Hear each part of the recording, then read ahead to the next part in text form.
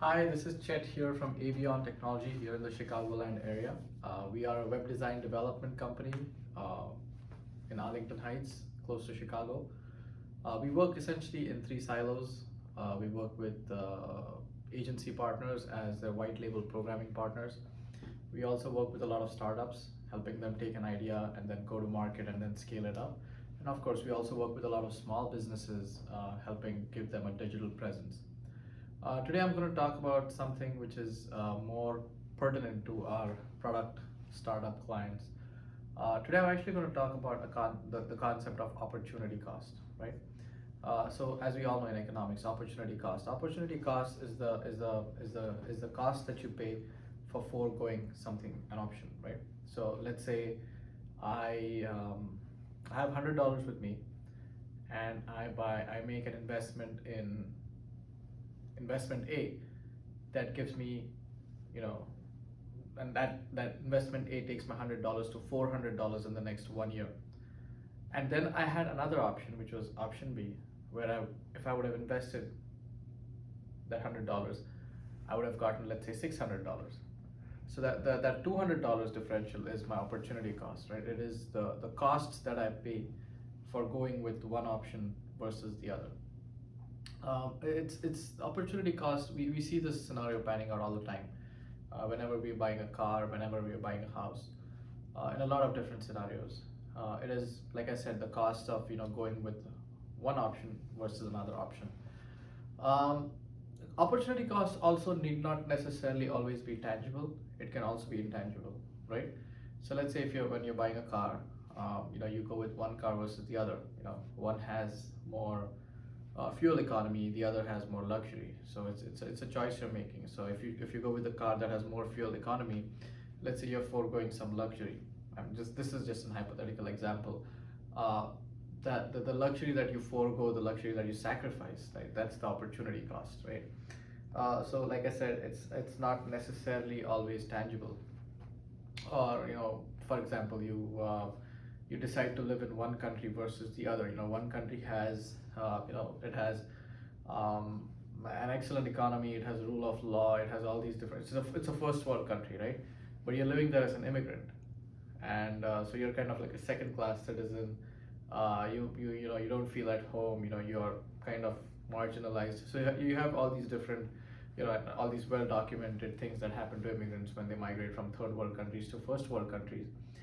And whereas if you stayed back home, you would be a first class citizen. But of course, you wouldn't have a lot of the other things that you would have gotten in a developed country, like rule of law, and all these little, less pollution, and more organized traffic and all these different things. So this is kind of the concept of opportunity cost, where you give up one thing when you go with a certain option, and you give up another thing when you go with option B. So today actually I'm going to talk to you about opportunity costs related to development. Um, there's really an entire spectrum in development, but the two extremes that we often hear about, one is doing a project locally, right? So you have a developer or a digital agency down the block, and you go to them, and there's a certain price point associated with that, and there's also certain pain points associated with that, and there's certain benefits associated with that. And then of course you have the whole offshoring thing, where you post the project on guru.com or Upwork, or one of these websites, or you have a friend who's worked with some company in the Ukraine or India or Vietnam, and you contact them and they give you a certain price, which is obviously way lesser than what the neighborhood digital agency is quoting you. And then there's certain benefits to that. Today I'm going to talk about the concept of opportunity cost, and how you can mitigate the opportunity costs of both these extremes, right? So in the first scenario, let's talk about going to the digital agency down the block. There's a few benefits to that for sure. It's local, it's down the block. Anytime, and face to face always helps. It's good to meet someone in person. It gives you a sense of security. It gives you a sense of control. So you go to the agency down the block and tell them, hey, I have a project. It's blah blah blah blah. You spec it out. They give you a quote. Now, one drawback is usually in the U.S. Let's say you have an agency work on your project. It's going to be expensive. And there are reasons for that. Number one is, there's not so many developers, there's not so many programmers available here in the US. So it's a demand and supply situation, right? Just like healthcare, just, there's not too many doctors here. So the prices of healthcare are, are through the roof. Similarly for programmers, just because there's a scarcity of programmers, the digital agency is going to come back to you with a code which is going to be way higher, probably higher than what you've envisaged, and maybe a little higher than your budget. Another drawback of because of this demand and supply situation is time. A lot of times they will give you a code, and at the same time they will say that they cannot start the project till about a month, because that's when the developers from the previous project are going to be free, and that's when they'll be able to take on the new project. So they might say, this is the code which is higher than what you thought it would cost, and that they also can't start for the next 2 months because the developers already backed up with the existing work on their plate. So the opportunity cost in this scenario, especially if you have a product idea, is that you've already lost 2 months of your go-to-market, right? In the product game, time to market is everything. We are living in very strange times. I don't know how normal this is. I don't know how typical this is of our human evolution. But we are living in times when time scales have gotten reduced. I remember when I was growing up, there were anyways not too many billionaires. But the rich people that I did know built up their wealth over a span of 10 years, 20 years, 30 years. So it took a lifetime to build wealth. It took a lifetime to build name. It took a lifetime to build fame. We don't have that anymore. Reputations get built and destroyed in a matter of months, in a matter of years these days. People go from being a nobody to being an international celebrity in 2 or 3 years. And people go from being a college student, starting a project in their dorm, to selling it and becoming a billionaire in a span of 5 years. So the time scales of everything have reduced dramatically. So from that perspective, if you have a great product idea, losing 2 months is hell of a lot. Someone else could in those 2 months file a patent, beat you to the races, and have their product and the first 100 customers, and already be approaching VC funding by the time you get your product out. And so 2 months can make a lot of difference in the product game. So this is the opportunity cost that you might pay when you go with someone local. Now let's go to the other end of the spectrum, which is the offshoring scenario. This is again something that we come upon a lot of times. Now, when you talk about the traditional offshoring scenario, you have to realize, right? I think it was Milton Friedman who said there are no free lunches. So when you talk about the very typical offshoring scenario, there's a reason why that company quotes $15 an hour. There's a reason why that company is quoting $10 an hour, right? That it's probably going to be because they don't have good communication, that they've not invested in infrastructure, that their security practices are not up to notch. There's a reason why someone quotes $15 an hour and someone quotes $60 an hour. So the first thing is, when you spec out your project and you get a quote from that company, which is maybe 25% or 20% or even 10% of what your local agency has quoted, remember the experience is also going to be very similar. If your local agency is first class or business class, this is like flying Spirit, this is like flying Frontier, this is like flying low cost carrier.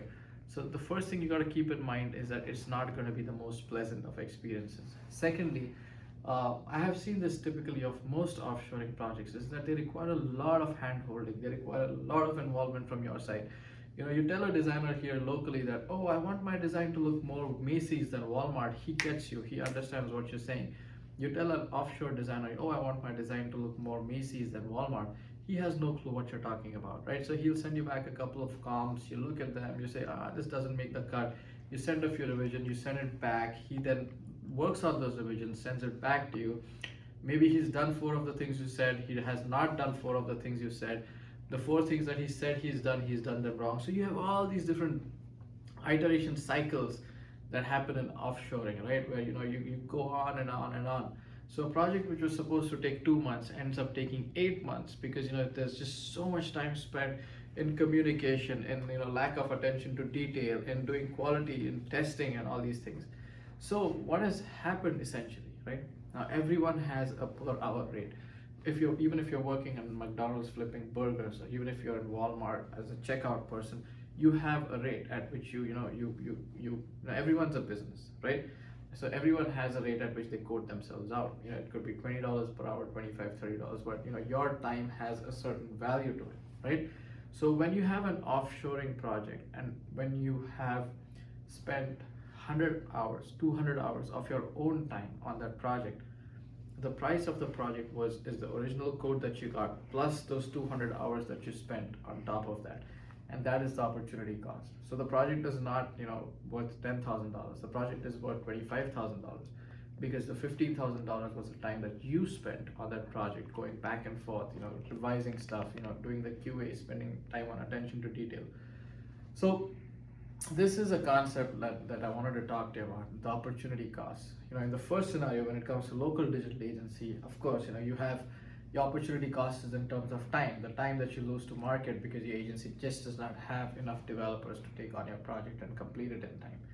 On the other end of the spectrum for offshoring projects, you have a scenario where your local, the offshoring company, their work is not up to par, you have communication issues, you have quality issues, and so you invest so much time back and forth just in making the product right.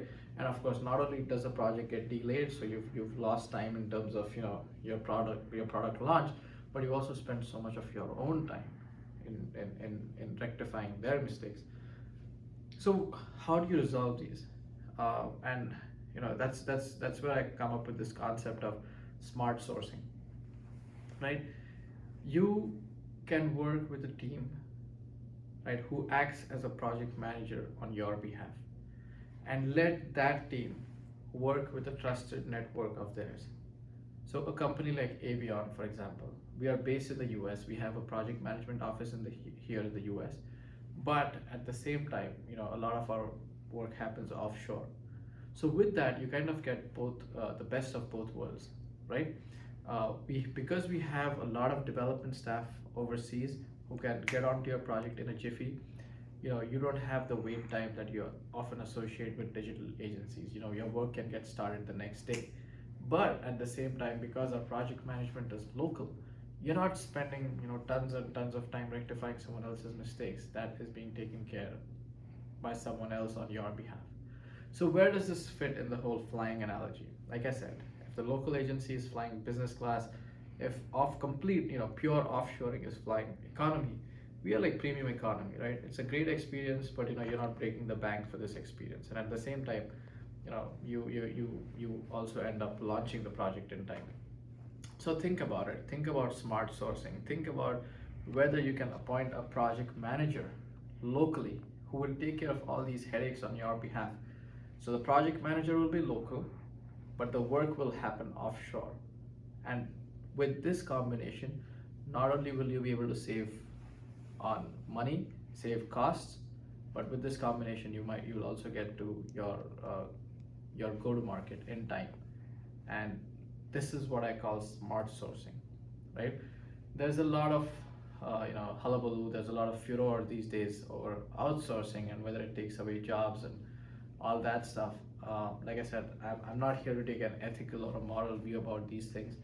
I think that money always chases returns, and entrepreneurs always want to reduce costs. So an entrepreneur will always get the work done in places where he has the lowest possible costs because he wants to get the maximum amount of profit out of that. In my opinion, that is not wrong. But again, I'm not a judge, I'm not a jury, and I'm not here to cast judgment on whether the practice of outsourcing is right or wrong.